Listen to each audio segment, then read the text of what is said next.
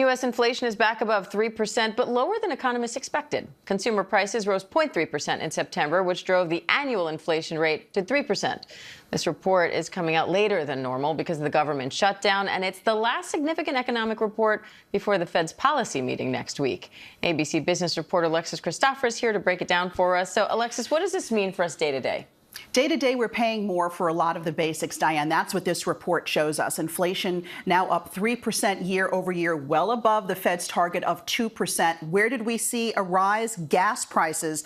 Big problem here, up 4%, the highest contributor to inflation last month. Food, rent, airfare, furniture. All of those prices moved up last month. On the downside, auto insurance and used cars and trucks, we did see a drop in prices there. But overall, this report coming in slightly better than expected because prices didn't climb as much as analysts had hoped. Remember, this report is out 9 days late because of the government shutdown. The government only called workers back to compile this report because this particular inflation report is used to determine the cost of living adjustment for Social Security benefits next year. The White House just moments ago came out and said, do not expect the inflation report for November to be released if the government shutdown continues. And how will this play into the Federal Reserve's policy meeting next week? You know, while this inflation number is a bit higher than we would like to see, it's not really going to sway the Fed's decision to not cut interest rates next week. We're still expecting that quarter-point rate cut. The Fed basically has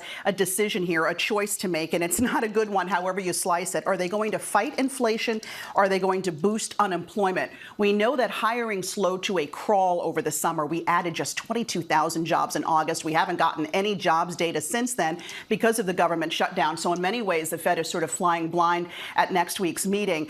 That's why this inflation report was so important. But again, it looks as though the Fed's going to focus on the job market for the time being and cut those interest rates next week. Alexis Christoforos, thank you.